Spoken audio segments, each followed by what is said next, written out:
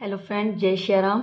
और चलिए आज हम करेंगे भूकंप की बात। ठीक है, इससे पहले हमने भूकंप को पढ़ लिया, पृथ्वी की आंतरिक संरचना पढ़ लिया है और हमने ज्वालामुखी को पढ़ लिया है। ठीक है, शॉर्ट नोट्स के रूप में हमने उनको पढ़ा है, लेकिन हमने उनके अभी क्वेश्चंस नहीं किए। तो भूकंप के क्वेश्चन है। तो देखिए, ये जो क्वेश्चन है ये मैं जिस सर से पढ़ रही हूँ उनके जो नोट्स हैं उसमें से हैं। ठीक है, तो जैसे लाइन टू लाइन जब मैं पढ़ती हूँ तो मुझे लगता है कि जैसे ये क्वेश्चन है, ये क्वेश्चन है, तो क्या इम्पोर्टेंट है क्या नहीं अनइम्पोर्टेंट है, मैं उस हिसाब से इसको नहीं लिख रही हूँ। मैं सिक्वेंसली टॉपिक वाइज जो जो क्वेश्चन बनते जा रहे हैं मैं उनको उस हिसाब से लिख रही हूँ। ठीक है, लेकिन कल मैंने जैसे कुछ प्रीवियस ईयर के क्वेश्चंस देखे, मैंने कहा देखते हैं वो कैसे क्या होते हैं, अब हम क्या लिख कर रहे हैं, क्या ये सही है नहीं है, क्योंकि ये नोट्स तो अपनी बुक्स में भी पढ़े, इनको क्वेश्चन के रूप में पढ़ना ठीक है या नहीं है। तो मैं लास्ट में आपको प्रीवियस ईयर के क्वेश्चंस दिखाऊंगी भूकंप के। उससे पहले आप ये क्वेश्चन एक बार हम करेंगे, क्योंकि जब हम ये क्वेश्चन करेंगे उसके बाद में अगर वो क्वेश्चन करेंगे तो शायद हम रिलेट कर पाएंगे कि वो ही सारी चीज़ें हैं जो हम इस क्वेश्चन में पढ़ रहे हैं। ठीक है, फर्स्ट ग्रेड है, डेप्थ का पेपर है। बिल्कुल देखो, फर्स्ट ग्रेड, नाम ही फर्स्ट ग्रेड है तो सीधी सी बात है, भी पेपर भी इसका डेप्थ का ही बनेगा, है ना। लेकिन इसमें चीज़ें जैसे जो और पेपर होते हैं, जैसे मैं रीट की बात करूं या जैसे और जीके के जैसे पटवारी हुआ, इनमें क्या क्वेश्चन तो होते हैं, लेकिन मोस्टली क्या होता है कि हर टॉपिक से एक क्वेश्चन उठाना होता है। तो टीचर क्या करता है कि भाई जो इंपॉर्टेंट होते हैं या प्रीवियस में सीधा आए हुए तो वो क्वेश्चन पड़ जाते हैं। लेकिन यहाँ बात थोड़ी सी अलग है, यहाँ एक टॉपिक में से 2 या 3 से 4 क्वेश्चंस भी हो सकते हैं। ठीक है, यानी कि एक एक चीज़ के ऊपर 100-150 क्वेश्चंस बनाना और एक 300 टॉपिक पे 100 क्वेश्चन बनाना, तो वहाँ थोड़ा होता है कि इम्पोर्टेंट आने का ज़्यादा संभावना होती है। लेकिन यहाँ जब फर्स्ट ग्रेड की बात है तो यहाँ हर चीज़ इम्पोर्टेंट है। ठीक है, तो देखिए स्टार्टिंग से चलते हैं। सबसे पहली बात, नाम है भूकंप। भू प्लस कंप यानी कि भू यानी कि धरती और कंपन यानी कि कंपन, यानी कि भूमि से होने वाला कंपन क्या कहलाएगा, हमारा भूकंप। ठीक है, क्वेश्चन नंबर 1 की बात करें, वह शाखा जिसमें भूकंपीय तरंगों का अध्ययन किया जाता है किसका भूकंप, तो हम उसको क्या कहेंगे, सिस्मोलॉजी। ठीक है, क्या कहेंगे, सिस्मोलॉजी, भूकंपीय तरंगों का अध्ययन। उसके बाद समान भूकंपीय तीव्रता वाले स्थानों को मिलाकर खींची जाने वाली रेखा, समान तीव्रता। ठीक है, तो आइसोसिस्मल रेखा या हम कहेंगे इसको समभूकंप रेखा। चलिए उसके बाद क्वेश्चन नंबर 3, होमोसिस्मल रेखा, होमोसिस्मल रेखा या सहभूकंप रेखा किसे कहते हैं। यह हमने बात की थी आइसोसिस्मल रेखा और समभूकंप की, यानी कि आई। ठीक है, तीव्रता, आई मतलब तीव्रता से कैसे याद रखेंगे, तीव्रता मतलब होता है जल्दी से, यानी कि मैं आ रही हूँ तीव्रता से आ रही हूँ। ठीक है, आई तीव्रता यानी कि आइसोसिस्मल तीव्रता से। होमोसिस्मल सहभूकंप रेखा, यानी कि जो होमोसिस्मल रेखा है उसको सहभूकंप भी बोलते हैं। समान समय में भूकंप आने वाले स्थानों को मिलाकर खींची जाने वाली रेखा, यानी कि समान समय में जब भूकंप आता है तो उन स्थानों को मिलाकर जो रेखा खींची जाती है उसको हम कहेंगे होमोसिस्मल रेखा या सहभूकंप रेखा। उसके बाद भूकंप से आने वाला कंपन, अभी हमने पीछे पढ़ा था कि भू प्लस कंप अर्थात भूमि में कंपन। इसका अगर अर्थ बात करें तो पृथ्वी की भूगर्भिक शक्तियों के द्वारा जो ऊर्जा का निष्कासन होता है, उस निष्कासन के द्वारा जो कंपन होता है उसको हम क्या कहेंगे, भूकंप कहेंगे। ठीक है, भूकंप से आने वाला कंपन प्रघात या शॉक, यानी कि जो तरंगे होती हैं, जो कंपन होता है उसको हम क्या कहेंगे, प्रघात या शॉक। चलिए, वह केंद्र जहां भूकंप की उत्पत्ति होती है। ठीक है, भूकंप की उत्पत्ति, भूकंप मूल या भूकंप अवकेंद्र। उत्पत्ति से आप मतलब समझ रहे होंगे कि वह केंद्र जहां से भूकंप उठ रहा है। ठीक है, यानी कि भूकंप की जहां से शुरुआत हो रही है वह कौन सा केंद्र होगा, हमारा भूकंप अवकेंद्र।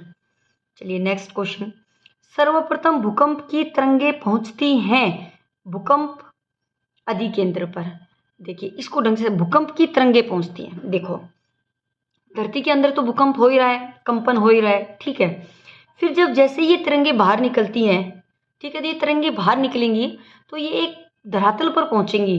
धरातल पर ही तो नुकसान होगा, अंदर तो चट्टानें टूटती हैं, जो भी होता है उनसे भाई कह सकते हैं मानव हानि ये नहीं हो सकती। लेकिन जैसे ही भूकंप की तरंगे हमारे धरातल पर आती हैं, ठीक है, तो कहाँ होती हैं, वह केंद्र जहाँ भूकंप की उत्पत्ति होती, सर्वप्रथम भूकंप की तरंगें पहुंचती हैं, कहाँ पहुंचती हैं? भूकंप अधि केंद्र पर।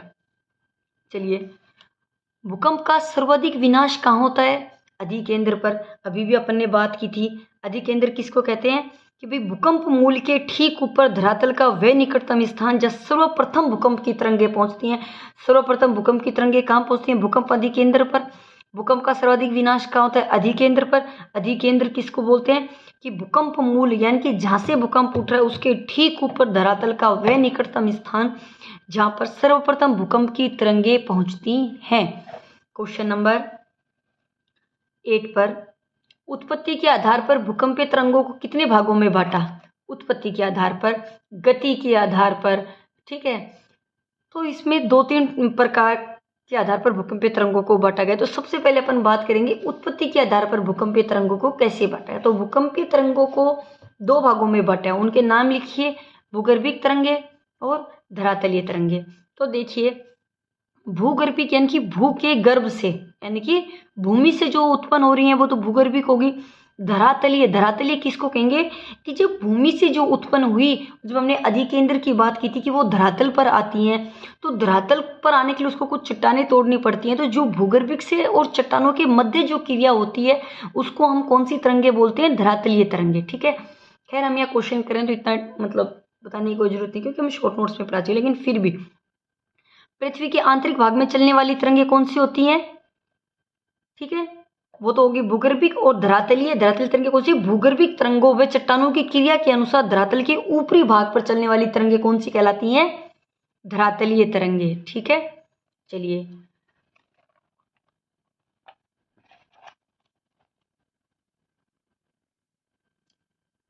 भूगर्भिक तरंगें कौन सी हैं? तो भूगर्भिक तरंगें कौन सी होंगी? पी व एस, जिसको पी को हम कहेंगे प्राथमिक कंपन और सेकेंडरी यानी कि द्वितीयक कंपन, ठीक है। धरातलीय तरंगें कौन सी हैं? एल, मुख्य कंपन, भारी कंपन, ठीक है। देखिए, होता क्या है कि जब भूकंप आता है तो सबसे पहले जो सबसे हल्की तरंगें होती हैं वो कौन सी होती हैं? पी होती है, ठीक है। उसके बाद जो दूसरा कंपन होता है वो कौन सा होता है? एस कंपन। लेकिन उसके मतलब कुछ टाइम बाद में जो बड़ा कंपन होता है या भारी कंपन जिसको हम कह सकते हैं, जिसको हम मुख्य कंपन कह सकते हैं, वो कौन सा कंपन होता है? एल। तो ये हमारा क्या है? धरातलीय, क्योंकि ये धरातल पर क्या होती है? विनाशकारी होती है, ठीक है। पी और एस तो नीचे ही हलचल करके रह जाते हैं, लेकिन एल जो होती है ये अपना प्रभाव कहाँ दिखाती है? धरातल पर। और हम सब कहाँ रहते हैं? धरातल पर। विनाश कहाँ होता है? धरातल पर, ठीक है। अब देखिए, गति के आधार पर भूकंपीय तरंगों को कितने भागों में बांटा? उत्पत्ति के आधार पर कितने भागों में बांटा? 2 भागों में। गति के आधार पर भूकंपीय तरंग को कितने भागों में बांटा? 3 भागों में। कौन कौन सा? प्राथमिक तरंगे, द्वितीयक तरंगे, लंबी तरंगे, ठीक है। अब देखो, सबसे पहले प्राथमिक तरंगे। तो प्राथमिक तरंगे के हम और जो नाम है वो एक बार देख लेते हैं। प्राथमिक तरंगों को हम पी यानी कि प्राइमरी भी बोल सकते हैं, अनुदैर्ध्य तरंगे भी बोल सकते हैं और दबाव तरंगे भी बोल सकते हैं, ठीक है। क्यों बोल सकते हैं वो हम देखेंगे। कौन सी तरंगे जिसकी गति सबसे तीव्र होती है? सबसे तीव्र गति होती है पी तरंगों की। कौन सी तरंगों की? पी तरंगों की। कौन सी तरंगे पृथ्वी के सभी भागों से गुजरती हैं? दबाव तरंगे, ठीक है। सभी भागों से क्या मतलब है? कि सबसे तीव्र गति तो होती है पी तरंगे। पी तरंगों को प्राथमिक तरंगों, दबाव तरंगे, अनुदैर्ध्य तरंगे भी कह सकते हैं, ओके। कौन सी तरंगे पृथ्वी के सभी भागों से गुजरती हैं? दबाव तरंगे। क्यों कहते हैं इसको दबाव तरंगे? क्योंकि हाँ, यहाँ हम इसको अनुदैर्ध्य तरंगे भी बोल रहे हैं। कैसे रिलेट करेंगे? अनुदैर्ध्य, ध में क्या आता है? आधा ध, आधा ध के बाद ध्वनि में क्या आता है? ध, यानी कि ये ध्वनि तरंगों की तरह चलती हैं। यानी कि इनको चलने के लिए पीछे से एक दबाव लगाना पड़ता है, ये दबाव के कारण आगे चलती हैं, इसलिए इसको क्या कहा गया? दबाव तरंगे। कौन सी तरंगे? दबाव तरंगे। अब कौन सी तरंगे पृथ्वी के सभी भागों में, सभी भागों से मतलब क्या है? मतलब सॉलिड में भी चलती हैं, लिक्विड में भी चलती हैं और गैस में भी चलती हैं, ठीक है। यानी कि जो हमारी पी तरंगे हैं, प्राथमिक तरंगे हैं, इनकी गति सबसे तीव्र होती है, ये पृथ्वी के सभी भागों से गुजरती हैं, ठीक है। इनको दबाव तरंगे भी कहते हैं, ध्वनि तरंगे भी कहते हैं, पी तरंगे भी कहते हैं और प्राथमिक तरंगे भी कहते हैं, ठीक है। चलिए, वह तरंगे जो केवल पृथ्वी के ठोस भाग से गुजरती हैं। अब देखो, जहां तक हमने पी की बात कर ली।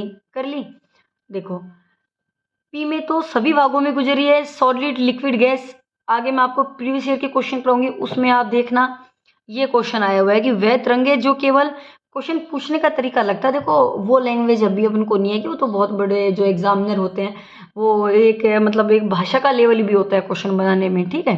तो हम तो उस चीज़ को नॉर्मली अपनी लैंग्वेज में लिख रहे हैं। बाकी क्वेश्चन यही था कि वह तरंगे जो केवल पृथ्वी के ठोस भाग में चलती हैं, ठोस यानी कि सिर्फ सॉलिड भाग में चलती है, यानी कि ना तो वो लिक्विड में चल रही है ना तो वो गैस में चल रही है, तो वो कौन सी तरंगे होगी, वो अपने पास होगी एस तरंगे। देखिए जो हमारी पी तरंगे थी वो कैसी चल रही थी, ध्वनि की तरह, इसलिए हम उनको अनुदैर्घ्य बोल रहे थे। ध आधा ध उसमें आ रहा था, आधा ध इसमें भी आ रहा था, ठीक है। वह तरंगे जो केवल पृथ्वी के ठोस भाग में चलती हैं वो होती है हमारी एस तरंगे, एस तरंगे। अब देखो अनुप्रस्थ तरंगे किस प्रकार की तरंगे हैं, किस प्रकार की तरंगे हैं मतलब कि किस रूप में चलती हैं। जैसे जो हमारी पी तरंगे थी वो ध्वनि तरंगों के रूप में चलती हैं, तो जो अनुप्रस्थ तरंगे हैं वो किस प्रकार की तरंगों के रूप में चलती हैं, तो वो जल तरंग और प्रकाश तरंग। देखिए द्वितीयक तरंगों को हम एस तरंग भी बोल सकते हैं, गौण तरंग भी बोल सकते हैं, आडी भी तरंग भी बोल सकते हैं, आडी बोल सकते हैं। ये तो क्या होती है, सीधी चलती है, ठीक है। ये तो क्या होती है, समानांतर होती है। कैसी होती है, समानांतर होती है, ठीक है। और जबकि ये कैसी होती है, आडी तरंगे होती हैं। ये अनुदैर्घ्य होती हैं, ये अनुप्रस्थ होती हैं, ये पी होती हैं, ये एस होती हैं। वो प्राथमिक होती हैं, ये द्वितीयक होती है, वो ध्वनि में चलती है, ये जल व प्रकाश में चलती हैं।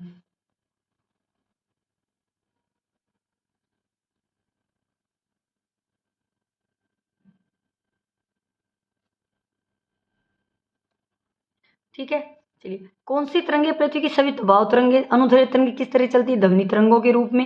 वह तरंगे जो कि पृथ्वी के एस तरंगे, अनुप्रस्थ तरंगे किस प्रकार की, जल तरंगे व प्रकाश तरंगे।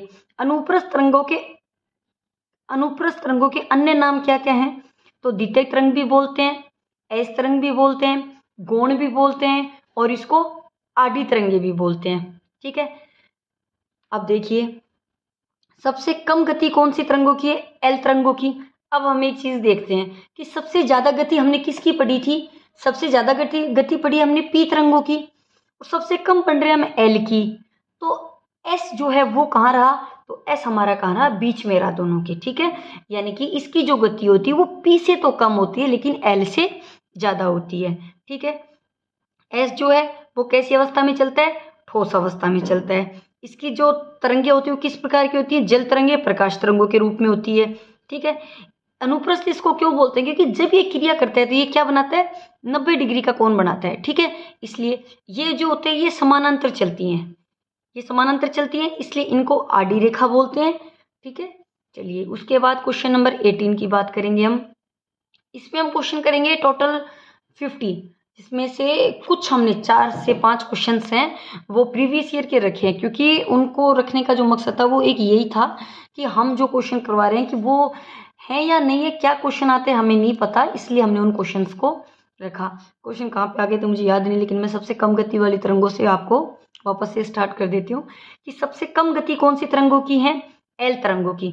सबसे विनाशकारी तरंगे कौन सी हैं, धरातलीय तरंगे, एल तरंगे। देखिए बार बार किसी चीज को पढ़ते हैं तो वो चीज अपने याद होती है, इसलिए मैं आपको फिर से एक बार बोल रही हूँ कि तरंगे 3 प्रकार की थी, पी एस व एल, जिसमें जो एल थी वो क्या थी कि जो हमारे भूकंप मतलब धरातल के अंदर जो प्रक्रिया हो रही है वो, और चट्टानों के मध्य जो धरातल पर क्रिया होती है, यानी कि जो अधिकेंद्र होता है, ये हमने सब चीजें बात की थी, तो सब चीजें हमारी किससे हैं, धरातलीय तरंगों से हैं, ठीक है। सबसे ज्यादा विनाश धरातलीय तरंगों से ही होता है। चलिए लंबी तरंगे पृथ्वी के आंतरिक भाग में कैसे चलती हैं, लंबी तरंगों से मतलब है एल तरंगे, इनको हम लंबी तरंगे बोल सकते हैं, धरातलीय तरंगे बोल सकते हैं। लंबी तरंगे पृथ्वी के आंतरिक भाग में कैसे चलती हैं, उत्तल चलती हैं, ठीक है। कैसे चलती है, उत्तल चलती है, जबकि पी और एस कैसे चलती है, अवतल चलती हैं। सारांश के रूप में देखें तो देखिए पी तरंगे कैसी होती है, तो देखो पी तरंगे समान जो है हमारी ध्वनि के रूप में चलती है, सबसे तीव्र होती है, समानांतर होती है, अवतल होती हैं, ठीक है। उसके बाद में अनुप्रस्थ हमारी कैसी है, अनुप्रस्थ एस है, जल प्रकाश में चलती हैं, आडी है, ठीक है, सॉरी उसके बाद में बात करेंगे हम एल तरंगों की। एल तरंगे हमारी कैसी तरंगे हैं, धरातलीय तरंगे हैं और लंबी तरंगे हैं, वो दोनों अवतल में चलती हैं, ये उत्तल में चलती है। सबसे तीव्र होती है, प्राथमिक होती है, उसके बाद में एस उससे कम होती है और एल सबसे कम होती है, ठीक है। ये अपने तीनों भागों में चलती है, जबकि ये अपनी ठोस में चलती है। ओके चलिए अब हम नेक्स्ट करते हैं क्वेश्चन नंबर 21। उत्पत्ति के आधार पर पढ़ ली हमने और गति के आधार पर पढ़ ली। अब हम आगे देखते हैं। पृथ्वी का वह भाग जो भूकंपीय तरंगों से अप्रभावित रहता है उसको क्या कहेंगे हम? भूकंपीय छाया क्षेत्र। ठीक है, भूकंप छाया क्षेत्र का कोण विस्तार से मतलब है कि जब भूकंप आता है तो ये जो कोण निर्धारित होते हैं, इन कोण के आधार पर किस कोण तक भूकंप नहीं आ पाता है। ठीक है, तो भूकंप छाया क्षेत्र का जो कोण विस्तार है वो 105 से 145 के बीच व 103 जो अपनी ऑथेंटिक्स बुक है उनमें माना गया है। ठीक है, इन दोनों ऑप्शनों में एक ऑप्शन हो सकता है। चलिए, उसके बाद पी तरंगों का छाया क्षेत्र कितना है? तो 105 से 145 के बीच। एस तरंगों का छाया क्षेत्र कितना है? 105 से 180 के बीच। ठीक है, देखिए एस तरंगों का छाया, कौन सी तरंगे पी व एस, कौन सी तरंगे पी व एस का छाया क्षेत्र बड़ा होता है? तो एस तरंगों का छाया क्षेत्र बड़ा होता है। जो एस तरंगे हैं वो पृथ्वी के लगभग 40% भाग में होती हैं। ठीक है, तो इस कारण कह सकते हैं जो एस तरंगों का छाया क्षेत्र है वह पी तरंगों के छाया क्षेत्र से क्या होगा? बड़ा होगा। तो किसका छाया क्षेत्र बड़ा होगा? एस तरंगों का। कौन सी तरंगे पी व एस का छाया, एस तरंगों का? पी एस एल तरंगों की औसत गति कितनी होती है? पी मतलब प्राइमरी, हम कह सकते हैं अनुदैर्ध्य, एस मतलब सेकेंडरी द्वितीयक, या हम कह सकते हैं इसको अनुप्रस्थ, एल मतलब आडी धरातलीय। ठीक है, इनकी औसत गति कितनी होती है? देखिए, इनकी तीव्रता की बात कर ली थी, ये किस प्रकार की होती है उसकी बात कर ली थी। ये अवतल अवतल उत्तल में काम करती हैं, ये चीज पढ़ ली थी। ऑलमोस्ट जो क्वेश्चन के रूप में हमने इसकी जो पूरी प्रकृति थी उसको कवर करने की कोशिश की थी। ठीक है, लेकिन एक चीज औसत गति थी वो वहां पे रह गई थी। ठीक है, तो चलिए इस औसत गति को देखते हैं। पी एस व एल तरंगों की औसत गति, तो जो पी सबसे तीव्र गति से चलती हैं और तीव्र गति से चलती हैं, ये वहां हमको ऐसे तीव्र गति से, लेकिन जब हम इसको देखेंगे 7.8 किलोमीटर प्रति सेकंड, एस 4.5 किलोमीटर प्रति सेकंड, और जो हमारी एल है वो 3 किलोमीटर प्रति सेकंड। ठीक है, अब देखिए इसमें हमें याद करने की जरूरत ही नहीं, अगर हमने किया तो हम ये याद कर लेते हैं तो ज़्यादा बेटर रहेगा, क्योंकि जब हम ये याद करेंगे तो ऑब्वियसली हम इतना निकाल पाएंगे कि पी सब 7.8 किलोमीटर की गति से चल रही है तो सबसे तीव्र गति से होगी। ठीक है, चलिए अब गति के आधार पर भूगर्भिक तरंगे, तो पी स्टार व एस स्टार तरंगों के बारे में किसने बताया? तो कोनार्ड और जेफरीज ने। पी स्टार के बताए कोनार्ड ने और एस स्टार के बताया तो जेफरीज ने।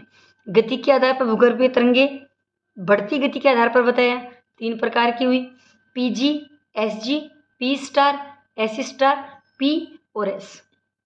ठीक है, पी एस को अपन ने पहले पढ़ लिया था, पी स्टार, एस स्टार, और अब हम देख रहे हैं पीजी। पी स्टार और एस स्टार के बारे में किसने बताया? कोनार्ड और जेफरीज ने बताया। भूकंपीय तरंगों की गति एवं चट्टानों के घनत्व में कैसा संबंध होता है? समानुपाती। इसको हम देखो, ये मैंने क्वेश्चन लिखा है, बाकी एकदम थ्योरेटिकल उससे था ये। जब हम बढ़ती गति के अनुसार बात करते हैं, गति के आधार पर भूकंपीय तरंगों की बातें करते हैं, तो देखिए जो भूकंपीय तरंगों की जो गति है एवं चट्टानों के घनत्व जो है उसके बीच में समानुपाती संबंध का मतलब है कि जब चट्टानों का घनत्व बढ़ता है, जब चट्टानों का घनत्व बढ़ेगा तो भूकंपीय तरंगों की गति भी बढ़ जाएगी। अतः हम कह सकते हैं कि पृथ्वी की ऊपरी सतह से गहराई में जाने पर भूकंपीय तरंगे भी क्या होती जाती हैं? बढ़ती जाती हैं। क्यों बढ़ती जाती हैं? आप समझ गए होंगे कि जो हमारा ऊपरी जो भूपृष्ठ होता है उस पर जो हमारा घनत्व होता है वो 3 पॉइंट होता है, और जब हम केंद्र तक जाते हैं तो 11 या 13 हो जाता है। तो जब घनत्व बढ़ता जाएगा, ठीक है, तो क्या होगा? चट्टानों का भी बढ़ता जाएगा। समझ गए? चट्टानों का घनत्व भी बढ़ता जाएगा। जब हम नीचे नीचे जाएंगे तो भूकंपीय तरंगे भी बढ़ती जाएंगी, क्योंकि जब हमने पृथ्वी की आंतरिक संरचना पढ़ी थी तो भूपृष्ठ और क्रस्ट और वो हमने पढ़ा था, तो जो हमारा घनत्व ऐसे करके स्टार्ट होता है वो 3.0 पे स्टार्ट होके 11 या 13 पृथ्वी के केंद्र पर खत्म हो रहा था। ठीक है, तो हम जो जो नीचे नीचे जा रहे हैं तो हमारा घनत्व बढ़ता जा रहा है। जब घनत्व बढ़ता जा रहा है तो जो भूकंपीय तरंगों की गति है वह भी बढ़ती जाएगी। तो क्वेश्चन आएगी भूकंपीय तरंगों की गति एवं चट्टानों के घनत्व में कैसा संबंध होता है? समानुपाती, मतलब दोनों जो हैं वो इक्वल बढ़ेंगी। ठीक है, चलिए उसके बाद भूकंप मापने के स्केल के नाम लिखिए। तो भूकंप मापने के जो स्केल हैं वो कितने हैं? 2 हैं, Richter scale, Mercalli scale. Richter scale और मर्सेली स्केल। तो देखिए रिएक्टर कैसा पैमाना है तथा इसका अंकीय मान कितना है। तो देखिए रिएक्टर जो स्केल है, एक बार तो क्वेश्चन है कि रिएक्टर स्केल की स्थापना कब हुई, मतलब कब इसको बनाया गया था। ठीक है, तो देखिए रिएक्टर पैमाने वाले स्केल का रिएक्टर कैसा पैमाना, संख्यात्मक पैमाना है और 0 से 10।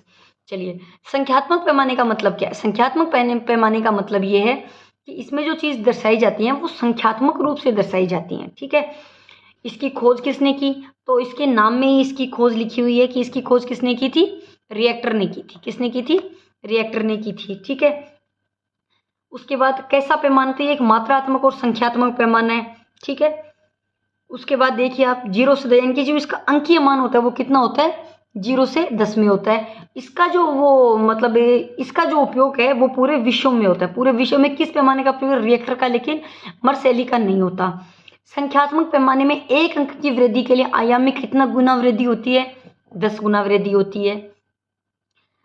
देखिए अब इसको एक बार हम रिएक्टर पैमाने को पूरा ढंग से देखते हैं। रिएक्टर पैमाने की जो खोज है वो फ्रांसिस रिएक्टर ने की थी। यह एक मात्रात्मक और संख्यात्मक पैमाना है। ठीक है, संख्यात्मक है यानी कि 0 से 10 तक, यानी कि संख्या के आधार पर कह सकते हैं निष्कासित होने वाली ऊर्जा के आधार पर इसका मापन किया जाता है। ठीक है, यानी कि एक लघु गणक के रूप में इसका मापन किया जाता है। और इसमें एक नंबर से और दूसरे नंबर तक जब हम आगे बढ़ते हैं, ठीक है, जैसे मान लो एक नंबर से अगर हमें 2 नंबर तक भी जाना है तो इसमें जब एक अगले अंक की वृद्धि भी होती है तो इसके जो आयाम होता है उसमें कितना गुना, 10 गुना वृद्धि होती है। कितनी, 10 गुना वृद्धि होती है। और जो इसमें ऊर्जा का निष्कासन होता है 31.5 ऊर्जा का निष्कासन होता है और इसका जो उपयोग है वो पूरे विश्व में किया जाता है। उसके बाद बात आई मर्सेली पैमाने की। तो देखिए मर्सेली पैमाने में अंकीय मान कितने होते हैं, तो मर्सेली जो पैमाना है उसमें अंकीय मान होते हैं 1 से 12। मर्सेली स्केल में संशोधन किसने किया, वुड व न्यूमैन ने। रिएक्टर स्केल मर्सेली स्केल का पैमाने का आधार क्या है, तो रिएक्टर स्केल का ऊर्जा की मात्रा मैंने बताया था निष्कासित ऊर्जा की मात्रा के आधार पर, और अगर एक अंक से दूसरे अंक में वृद्धि होती है तो इसका एक आयाम वृद्धि करने के लिए 10 गुना, मतलब एक अंक की वृद्धि के लिए आयाम में 10 गुना वृद्धि होती है तथा ऊर्जा में 31.5 गुना ऊर्जा का निष्कासन होता है। जबकि इसका विनाश के आधार पर होता है, मतलब कि जितना नुकसान हुआ, इसलिए हम इसको संख्यात्मक नहीं बोल सकते, इसको गुणात्मक बोल सकते हैं। वो हम आगे पढ़ेंगे, फिर उसको हम थोड़ा सा एक बार देख लेंगे। चलिए रिएक्टर स्केल मर्सेली स्केल का पैमाना आधार हो गया। मर्सेली कैसा पैमाना है, गुणात्मक है, जबकि जो रिएक्टर था वो कैसा था, संख्यात्मक। मर्सेली स्केल का प्रयोग कहाँ होता है, यूएसए में, जबकि रिएक्टर स्केल का कहाँ होता है, पूरे विश्व में।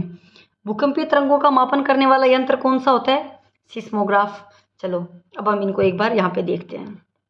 देखो मर्सेली जो स्केल है इसका विकास 1902 में मर्सेली ने किया। ठीक है, लेकिन फिर 1932 में वुड व न्यूमैन आए और इन्होंने इसमें क्या किया, संशोधन किया। ठीक है, इसका जो अंकीय मान होता है वो कितना होता है, 1 से 12, जबकि उसका जो अंकीय मान होता है कितना, 1 से 10 होता है। ठीक है, देखिए इसका जो पैमाना है वो विनाश के आधार पर हुआ है, यानी कि जब इसका मापन किया जाता है तो वहाँ जितना विनाश हुआ उस विनाश के आधार पर इसको मापा जाएगा कि वहाँ कितना विनाश हुआ है, क्योंकि उसमें जो निष्कासित होने वाली ऊर्जा है उसके आधार पर उसको बताया जाएगा। ठीक है, देखिए ये गुणात्मक कह सकते हैं हम इसका, और इसका प्रयोग कहाँ होता है, यूएसए में होता है। भूकंपीय तरंगों का मापन अंकन करने वाला यंत्र कौन सा होता है, सिस्मोग्राफ। हमने पीछे पी स्टार एस स्टार की वो पढ़ी थी कि पी स्टार किसने दिया, एस स्टार, तो पी स्टार हमारे कोनार्ड ने दिया था और एस स्टार किसने दिया था, हमारे जेफरीज ने दिया था। तो चलिए बढ़ती गति के अनुसार एक बार हम इनको देखते हैं।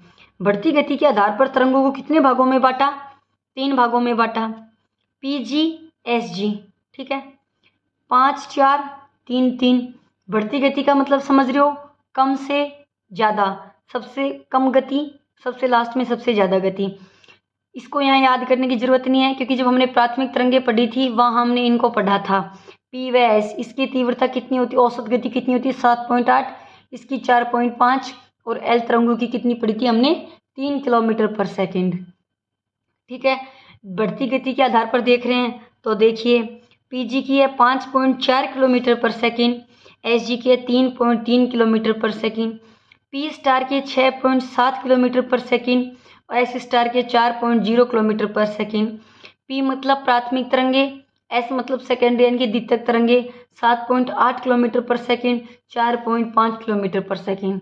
ठीक है, तो जब बढ़ती तीन आधार पे हमने इसको पढ़ा है, उत्पत्ति के आधार पर 2 प्रकार की थी, गति के आधार पर 3 प्रकार की थी और बढ़ती गति के आधार पर भी तरंगों को कितने भागों में बांटा है, 3 भागों में बांटा है। ठीक है, पहले हमने धरातलीय पढ़ी थी, सॉरी भूगर्भिक और धरातलीय पढ़ी थी, तो भूगर्भ में पी व एस को पढ़ा था, धरातल में हमने एल को पढ़ा था।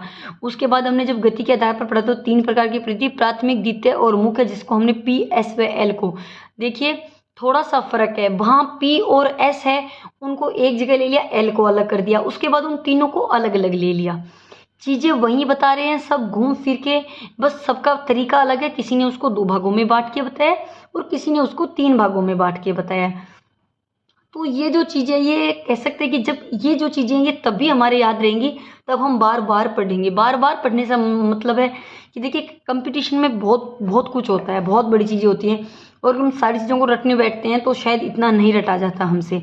लेकिन अगर हम चीज़ों को बार बार देखते हैं तो देखिए वो चीज़ें हमें याद होने लग जाती है। जैसे उदाहरण के तौर पे आप ये देखिए कि मान लो हम शुरू में मतलब कॉलेज जाते हैं, कोचिंग जाते हैं, तो स्टार्टिंग में हम जिन बच्चों से मिलते हैं उनसे हमारा इंटरेक्ट नहीं हो पाता है, हम उनसे इंटरेक्ट नहीं कर पाते हैं ज़्यादा। तो क्यों नहीं कर पाते? क्योंकि वो हमारे लिए नए होते हैं। ठीक है, ना हम उनको कुछ बता पाते हैं, ना हम उनसे कुछ पूछ पाते हैं। ठीक है, मतलब एक पेन के लिए भी हमें उनसे बहुत हिचकिचाहट होती है। लेकिन धीरे धीरे देखना 2 दिन बाद में, 1 महीने बाद में ऐसा हो जाता है कि ये नौबत आ जाती है कि भाई मतलब जो हमारा कहना होता है कि तू मेरे पास ही रूम ले ले या मैं तेरे रूम पे चलता हूँ, क्या होता है आदान प्रदान स्टार्ट हो जाता है। ठीक है, आज मैं मेरे घर से तेरे लिए ये लेके आया हूँ, तू मेरे लिए ये लेके, तो ये चीज़ें आपस में क्या अपना ये फैमिलियर बना रही है। तो सेम चीज़ का अगर हम लागू करते हैं तो वो चीज़ यहीं पे लागू हो रही है। हर क्वेश्चन को थोड़ा सा डिटेल से बताने का मेरा मतलब यही था कि एक बार हमने भूकंप को शॉर्ट नोट्स के रूप में पढ़ लिया, एक बार आपने अपने सर से पढ़ लिया, एक बार आपने खुद से पढ़ लिया, एक बार अगर आपका मेरा वीडियो आपके सामने जाए तो आप इसको ज़रूर खोल के पढ़िएगा, एक बार आप यहाँ से पढ़ लेंगे, 3-4 बार किसी चीज़ को सुनेंगे तो ज़्यादा भी नहीं ना तो 60% तो अपने दिमाग में कहीं ना कहीं याद रहेगा कि मतलब मैंने ऐसा कहीं सुना था। ठीक है, तो इसलिए ये सारी चीज़ें हैं कि बार बार वही चीज़ें आ रही है, चीज़ें वही हैं, बस चीज़ों को हमें फैमिलियर बनाना है। बार बार हम चीज़ों को देखेंगे तो हमें चीज़ें आराम से थोड़ा देखो याद होने में और स्थायी रहने में बहुत फ़र्क होता है। याद हम एक बार के लिए कर लेते हैं, लेकिन स्थायी होना किसी चीज़ का वो बड़ी बात होती है। वो हमारी जो निरंतरता होती है उसी से होता है। किसी चीज़ को अगर हम निरंतर करते रहेंगे तो ही वो चीज़ हो पाएगी, वरना अन्यथा एक बार चाहे हम कितना भी अच्छा रट के रख दें इसको, अगर हम उसको फिर 6 या 7 दिन नहीं देखते हैं तो हम उस चीज़ को भूल जाते हैं, वो हमारे याद नहीं रह पाती हैं।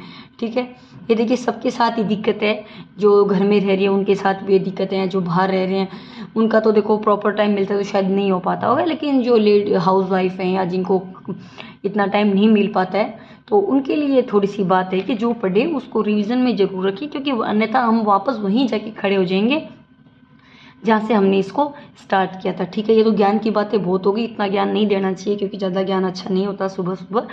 चलिए नेक्स्ट क्वेश्चन पर चलते हैं। 40 क्वेश्चन, 40 नंबर क्वेश्चन पे क्वेश्चन की बात करेंगे हम यहाँ पे 50। ठीक है, क्वेश्चन नंबर 40 पर आ गए। भारत में चेतावनी सुनामी प्रणाली का विकास कब किया गया?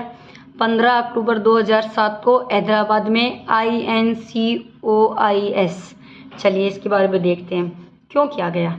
इसलिए किया गया कि भाई भूकंप, मतलब जब भारत में भूकंप आ रहे थे तो भूकंप का कारण क्या होता है? अभी भूकंप के बहुत कारण होते हैं। पृथ्वी का लगातार ठंडा होना, सिकुड़ना, ज्वालामुखी उद्गार है, ब्रेशन, कलन वाइब्रेशन है, समस्थिति, भू संतुलन, जलीय भार, काफ़ी चीज़ें हैं। ठीक है, लेकिन इन सब चीज़ों से निकलने के लिए एक चेतावनी सुनामी प्रणाली का विकास किया गया 15 अक्टूबर 2007 को हैदराबाद में INCOIS का किया गया। इसका मतलब है Indian national centre of far ocean information service. ठीक है, किसका?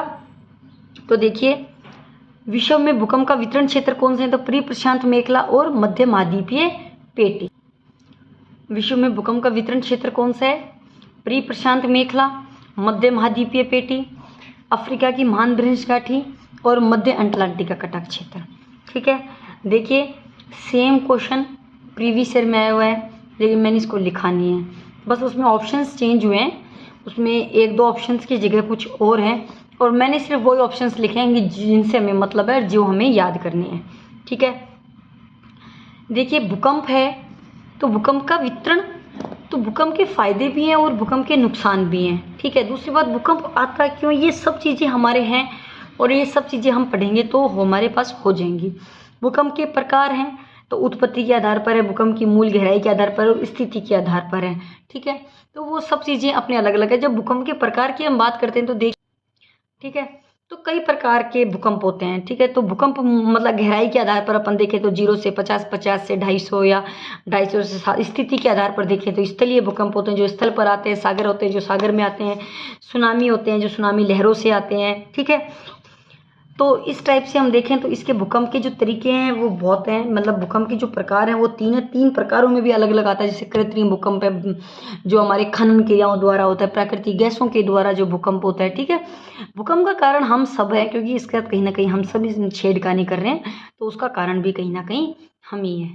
ठीक है, तो भूकंप क्षेत्र, तो परिप्रशांत मेखला में विश्व के कितने % भूकंप आते हैं, तो देखिए पहले तो आप ये ढंग से पढ़ो, प्री प्रशांत मेखला, मध्य महाद्वीपीय पेटी, अफ्रीका की महानवृंश गाठी और मध्य अटलांटिक का कटक क्षेत्र। हम बाद में चलेंगे, पहले हम यहीं पे एक चीज देखते हैं। परी मतलब होता है चारों ओर, प्रशांत मतलब होता है प्रशांत महासागर, यानी कि प्रशांत महासागर के चारों ओर। तो हम कह सकते हैं कि प्रशांत महासागर के चारों ओर का वह क्षेत्र जहाँ एशिया ऑस्ट्रेलिया का पूर्वी भाग तथा उत्तरी अमेरिका व दक्षिणी अमेरिका का कौन सा भाग आता है, पश्चिम भाग आता है। उसके बाद आई हमारी मध्य महाद्वीपीय पेटी। तो देखो मध्य यानी कि भूमध्य सागर से तुर्की, ईरान, अफगानिस्तान, पाकिस्तान, भारत व म्यांमार होते हुए इंडोनेशिया में यह किससे मिल जाती है, प्री प्रशांत मेखला से। किससे मिल जाती है, प्री प्रशांत मेखला से। उसके बाद अफ्रीका की महान भ्रंश घाटी, तो ये महान भ्रंश घाटी तो बहुत बार आएगी।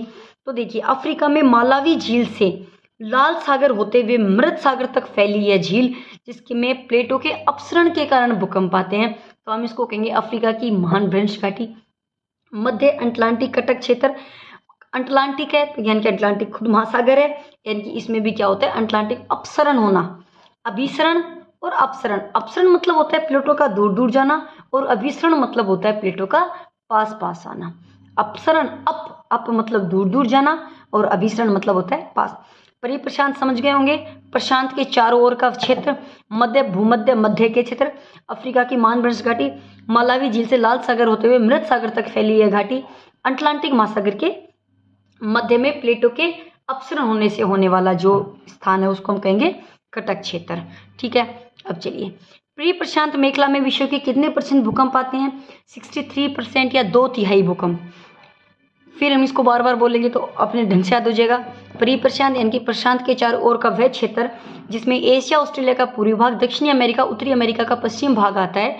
ठीक है, इसमें जो कुल भूकंप है उसके 63% भूकंप आते हैं, यानी कि 2/3 भूकंप जो होते हैं वो कहाँ आते हैं, प्री प्रशांत मेखला में आते हैं, जिसमें भूकंप आने का कारण जो होता है वो प्लेटों का अभिसरण होता है। क्या होता है, अभिसरण।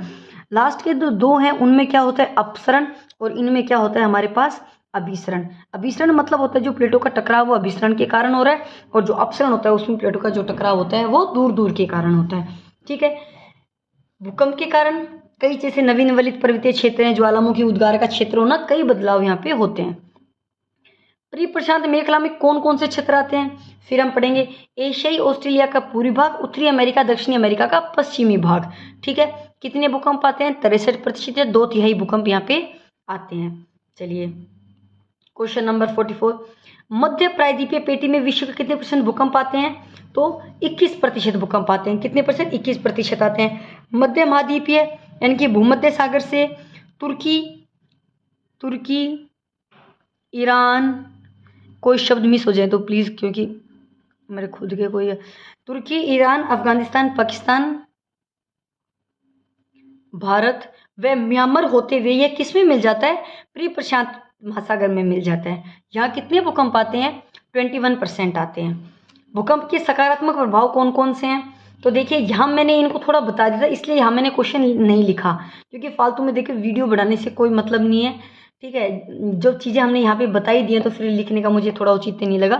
अफ्रीका की महान बरगद एक बार वापस मैं आपको बता देती हूँ कि भाई जो अफ्रीका में मालावी झील से लाल सागर होते हुए मृत सागर तक फैली है जो घाटी होती है, तो उसे मध्य मतलब जो अटलांटिक महासागर के मध्य का जो क्षेत्र है वो। ठीक है। क्वेश्चन नंबर 45, भूकंप के सकारात्मक प्रभाव कौन कौन से हैं? ठीक है। तो देखिए वैसे तो इसके सकारात्मक प्रभाव बहुत सारे हैं, लेकिन जब हम बात करें तो हमने इसके 2 ही लिखे हैं। 2 क्यों लिखे हैं उसके पीछे रीज़न है कि देखिए जब हमने पृथ्वी की आंतरिक संरचना पढ़ा था तो वहाँ हमें जब पृथ्वी के सब जो भूगोलवेत्ता थे उन्होंने इसको अलग अलग प्रकार से बताया था। किसी ने सियाल सिमेनिफे के भूपट्टी क्रोड के बारे में बताया था। ठीक है। तो इसको जब अलग अलग तरीकों से बताया, लेकिन जब पृथ्वी की आंतरिक संरचना पूरे ढंग से नहीं हो पाई थी तो कहीं ना कहीं ये कहा गया था कि जो उल्का पिंड के टुकड़े हैं उनको तोड़कर, जिसको हम वो टूटता हुआ तारा बोलते हैं, कि उसके जब कुछ टुकड़े कहीं पे मिले तो उन टुकड़ों को जब तोड़ के पता लगाया कि भाई जो पृथ्वी की संरचना है वो भी वैसी ही है जैसी उल्का पिंड की है। ठीक है। तो देखिए जब भूकंप होता है यानी कि जब धरती में कंपन होता है तो जब धरती का जो अंदर की चीज़ें वो पृथ्वी पर आकर टूटती हैं। ठीक है। तो उनमें से कुछ जो टुकड़े होते हैं उनको ले लिया जाता है और उन टुकड़ों को तोड़ के फिर देखा जाता है कि जो पृथ्वी की संरचना है वो कैसी होती है। ठीक है। तो पृथ्वी की आंतरिक संरचना ये एक मतलब इसका पॉजिटिव बोल सकते हैं। पॉजिटिव इसलिए बोल सकते हैं कि देखिए भूगोल को आगे बढ़ाने के लिए ये चीज़ें ज़रूरी हैं। नए नए प्रयोग, जैसे साइंस के लिए नए नए प्रयोग जरूरी हैं, वैसे भूगोल के लिए भी नई नई जानकारियाँ जरूरी हैं। ठीक है। पहले क्या होता था, अब देखिए हर चीज़ में परिवर्तन हुआ है। हर चीज़ में हुआ है तो कहीं ना कहीं अब प्रकृति के साथ छेड़खानी हो रही है। ठीक है। पहले लोग पेड़ ज़्यादा लगाते थे, काटते कम थे, अब लोग काटते ज़्यादा हैं और इसलिए मतलब जो समय समय के हिसाब से चीज़ें बदलती रहती है। जैसे वन का क्षेत्रफल पहले अलग था, अब अलग क्यों हुआ है? क्योंकि कहीं ना कहीं पेड़ों के साथ या जो वन है उनके साथ कहीं ना कहीं कुछ छेड़खानियाँ हुई हैं। ठीक है। तो ये सारी चीज़ें कि भूगोल को पढ़ते रहना जरूरी है, क्योंकि उसमें इसलिए पृथ्वी की आंतरिक संरचना और नई स्थलाकृति का निर्माण होना। देखिए नई स्थलाकृति का निर्माण ऐसे होता है कि मान लो जब भी कोई भूकंप आता है तो कुछ हिस्से होते हैं जो एकदम से ऊपर उठ जाते हैं, कुछ हिस्से होते हैं जो नीचे धंस जाते हैं। तो उस टाइम जो स्थलाकृति बनती है वो भी भूकंप के कारण ही बनती है। ठीक है। जैसे एक अल्लाह का बाग बना था 16 जून 1819 में भुज में जब भूकंप आया था, उस टाइम की बात है। ठीक है। कब आया था? भुज में भूकंप आया था 16 जून 1819 में। ठीक है। उस टाइम यहाँ पे अल्लाह का बांध बना था। भुज कहाँ है पता ही होगा आप लोगों को, गुजरात में। जिन भूकंप के तरंगों के कारण शैल कणों के में तरंगों की दिशा में आगे पीछे कंपन होता है, जिन भूकंपीय तरंगों के कारण शैल कणों में तरंगों की दिशा में आगे पीछे कंपन होता है, तो पी तरंगे, कौन सी तरंगे? पी तरंगे। प्रीवियस ईयर का क्वेश्चन है ये। ठीक है। इनकी जो प्राथमिक तरंगे हैं वो तरंगों की दिशा में आगे पीछे कंपन करती हैं ऐसे। ठीक है। चलिए, वह रेखा जो एक ही समय पर भूचाल अनुभव करने वाले स्थानों को जोड़ती है, भूचाल, होमोसिस्मल, एक ही समय पर, जब समय की बात आ रही है भूकंप को यहाँ पे भूचाल ही लिख दिया, बात वही है। एक ही समय, मैंने बताया था तीव्रता, तीव्रता मतलब हम करते हैं कोई काम जल्दी से, तीव्रता मतलब आइसोसिस्मल मतलब हमको तीव्रता में आई, तीव्रता से मैं आई, और होमोसिस्मल तीव्रता। रिएक्टर स्केल का विकास कब किया गया? 1935 में। किसने किया था? रिएक्टर फ्रांसिस ने। अंक्यमान 0 से 10 था। ठीक है। संख्यात्मक पैमाना है, लघु गुणक के रूप में एक आयाम में 10 गुना वृद्धि होती है, 31.5 ऊर्जा का निष्कासन होता है। ठीक है। ये क्वेश्चन अपन ने पीछे कर लिया। किसने की? रिएक्टर फ्रांसिस रिएक्टर ने की। कौन सी भूकंपीय तरंगे SLG तीनों से गुजरती हैं? प्राथमिक तरंगे। प्रीवियस ईयर क्वेश्चन है ये, मैं इसलिए करवा रही हूँ, क्वेश्चन हमने पीछे पढ़े, लेकिन हमें ये नहीं लगे कहीं ना कहीं हमारे मन में ये संशय नहीं रहे कि भाई हमने जो है क्या पढ़ा, ऐसे कोई क्वेश्चंस आते होंगे क्या। तो आप देखिए ठोस कौन सी से होता है? एस तरंगों से। एस तरंगों में क्या होता है? ठोस, हमने पीछे पढ़ा था। और SL व G तीनों तरंगों से कौन सी निकलती हैं? प्राथमिक तरंगे। ठीक है। प्राथमिक तरंगों के अन्य नाम है पी भी हैं, ध्वनि भी हैं। क्यों कहते हैं? दबाव तरंगे भी बोल सकते हैं। क्यों कहते हैं? क्योंकि ये ध्वनि तरंगों की तरह चलती हैं, एक ही दिशा में चलती हैं, समानांतर चलती हैं और अवतल के रूप में गति करती हैं। ठीक है। चलिए, भूकंप में सर्वाधिक धरातलीय क्षति होती है, कौन सी तरंगों से होती है? एल तरंगों से। बिल्कुल, जब हमने पृथ्वी की तरंगों को 2 प्रकार की तरंगे पढ़ा था, भूगर्भिक तरंगे और धरातलीय तरंगे, ठीक है। तो जो भूगर्भिक तरंगे थी वो 2 प्रकार की थी, P व S। जो धरातलीय तरंगे थी वो L प्रकार की थी। भूगर्भीय तरंगे वह थी जो भू के गर्भ में यानी कि जो धरती के अंदर हो रही थी, ठीक है। लेकिन जो धरातलीय तरंगे वह थी जो भूगर्भ से लेकर और चट्टानों के मध्य में जो क्रिया हो रही थी, यानी कि जिसका जो प्रभाव था वो धरातल पर देखा जा रहा था। और सीधी सी बात है, जब धरातल पर भूकंप आता है तो वो आप सब लोगों को पता है, क्योंकि आप सब लोग ज्ञानी इंसान हो, वो मुझे बताने की जरूरत नहीं है। क्योंकि जब धरातल पर क्षति होगी, मकान टूटते हैं, पशु मरते हैं, पक्षी मरते हैं, खंभे गिरते हैं, लोगों का कितना कितना नुकसान हो जाता है, वो सब कहाँ होता है? धरातल पर तो होता है। और जो एल तरंगे होती है उसको हमें मुख्य कंपन भी बोला था। तो भूकंप में सर्वाधिक धरातलीय क्षति कहाँ होती है? एल तरंगों पर, ठीक है। वह बिंदु जहां भूकंप की लहरें सर्वप्रथम आघात करती हैं, सर्वप्रथम आघात कह लो। देखो मैंने आपको एक ही चीज बोली थी स्टार्टिंग में, मैं अब भी वही बात बोल रही हूँ कि लैंग्वेज का फर्क हो सकता है। क्योंकि देखिए हम एक नॉर्मल इंसान है और जो हमारा पेपर सेटर होता है वो बहुत अनुभवी होता है, मतलब बहुत ही कह सकते हैं उसके पास बहुत अनुभव होता है, ठीक है। और उसके पास एक ज्ञान का भंडार होता है, तो वो अपनी भाषा को एक शब्द को अनेक रूपों में लिख सकता है। लेकिन हम जो क्वेश्चन कर रहे हैं वो हम हमारी लैंग्वेज में कर रहे हैं, तो यही एक फ़ायदा होता है। क्वेश्चन वही होते हैं, बस लैंग्वेज का मसला होता है कि हमें वो समझ में नहीं आती है, ठीक है। तो वह बिंदु जहां भूकंप की लहरें सर्वप्रथम आघात करती है तो अधि केंद्र पर, और वह हमने पढ़ा भी था कि पृथ्वी की जो भूकंप की तरंगें होती है सर्वप्रथम कहाँ पहुंचती हैं? तो वो अधि केंद्र पर ही तो पहुंचती है, ठीक है। यानी कि भूकंप का वह बिंदु जहाँ धरातल का वह बिंदु जहाँ जो भूकंपीय तरंगें होती हैं वो सर्वप्रथम पहुंचती हैं। और जब सर्वप्रथम वो पहुंचेंगी तो देखिए वो कोई भगवान जी तो है नहीं जो प्रसाद बांटने गई हैं, और जब वो भूकंप ही वहाँ आया है तो वहाँ तो कोई ना कोई नुकसान ही तो करेगा ना। तो वह बिंदु जब भूकंप की लहरें सर्वप्रथम आघात करती हैं, सर्वप्रथम पहुंचती हैं तो अधि केंद्र पर, ठीक है। यानी कि जो अव केंद्र था वो तो कौन सा था? कि भूकंप मूल का वह बिंदु जैसे भूकंप की उत्पत्ति होती है उसको कहेंगे हम अवकेंद्र। और वह बिंदु जहाँ पर मतलब भूकंप विनाशकारी होते हैं, यानी कि एल तरंगे जो होती है विनाशकारी होती है, अधि केंद्र कहेंगे उसको। क्वेश्चंस किए हमने 51, इसमें ऑलमोस्ट भूकंप आ गया है, ठीक है। उसके बाद प्रीवियस ईयर के और क्वेश्चंस हैं वो आप अपने हिसाब से देख लेना। बाकी ये मैंने प्रीवियस ईयर के क्वेश्चंस इसलिए लिखे हैं 5 क्वेश्चन, कुछ तो और जो क्वेश्चंस थे उनके ऑप्शंस भी बड़े बड़े थे। देखो साफ सी बात तो ये है, ठीक है। तो मुझे लगा कि क्या ही मतलब लिखें। ये क्वेश्चन मैंने इसलिए लिखे क्योंकि ये क्वेश्चन मेरे खुद ही करवाए थे, तो मुझे कहीं ये लग रहा था कि अपन सही चीज़ करवा रहे हैं, यानी कि इससे कोई टाइम वेस्ट होने वाली बात नहीं है। कि एक टॉपिक को जो हम पूरा पढ़ने में हमें टाइम लगता है उसमें अगर हम ये क्वेश्चन कर लेते हैं तो ऑलमोस्ट 80% हमारा कवर हो जाता है। कुछ चीज़ें हैं वो मैंने नहीं लिखी हैं क्योंकि वो ना तो मुझे ऐसे समझ में आई कि क्या किस टाइप से उनको लिखें, और कई रीज़न थे। लेकिन फिर भी जो चीज़ें मुझे लगी ये क्वेश्चन मैंने बाद में उतारे ताकि मैं खुद को कंफर्म करना चाह रही थी कि हम जो करवा रहे हैं वो ठीक करवा रहे हैं, और उनसे मतलब मेरा फ़ायदा, आपके फ़ायदे की तो मैं बाद की बात करूँ, पहले मैं मेरा फ़ायदा करूँगी कि क्वेश्चन कौन से मुझे फ़ायदा हो रहा है। क्योंकि कई बार क्या होता है कि हम छोटी छोटी चीज़ें होती है, जैसे वो समानुपाती वाला क्वेश्चन पढ़ाया था कि ठीक है भूकंप पे तरंगे व चट्टानों के मध्य में घनत्वों के मध्य में जो संबंध होता है वो समानुपाती होता है। हो सकता है कि उस चीज़ को हम कभी भी इतनी गहराई से नहीं, लेकिन वो क्वेश्चन आया हुआ है, ठीक है। तो वहाँ हम ये चीज़ रिलेट कर सकते हैं कि कई बार जब हम पढ़ रहे होते हैं तो कई चीज़ों को हम नॉर्मली पढ़ के और छोड़ देते हैं, लेकिन एक्चुअली में क्या होता है वो चीज़ें इंपॉर्टेंट होती हैं, ठीक है। भूकंप का जो शॉर्ट नोट्स का था वो हमने करवा दिया था, उसके बाद आज हमने क्वेश्चंस करवा दिए। इसके बाद ज्वालामुखी हमने 2 पार्ट में करवाई, तो प्लीज़ एक बार आप जाके उनको देखिएगा, ठीक है। ज्वालामुखी के होने के बाद हम ज्वालामुखी हो गया, लेकिन अब हम करेंगे ज्वालामुखी के क्वेश्चन की बात। अब देखते हैं जब टाइम मिलेगा तब एक नए वीडियो के साथ फिर आएंगे। और देखिए जिस किसी के पास भी मेरा वीडियो जाए प्लीज़ प्लीज़ प्लीज़ हटले रिक्वेस्ट है, please like share and subscribe. आपका एक लाइक मुझे मोटिवेशन देता है। और देखिए हम फालतू में इतने शॉर्ट्स वगैरह कुछ देते हैं तो शायद अगर हम कोई पढ़ाई की चीज़ देखें तो हो सकते हैं, कहते हैं कि पढ़ा हुआ ज्ञान कभी बेकार नहीं जाता, ठीक है। और भूगोल तो हमसे जुड़ा हुआ है क्योंकि हम प्रकृति में रह रहे हैं, हमें नेचर लवर होना चाहिए। तो चलिए फ्रेंड्स आज का वीडियो समाप्त करती हूँ मैं यहीं पे। जय श्री राम, भगवान बालाजी आपकी अच्छी मतलब आपकी मेहनत रंग लाए और आप बहुत ऊंचाइयों तक जाओ। ओके फ्रेंड्स आज के वीडियो में यहीं पे समाप्त करती हूँ, धन्यवाद।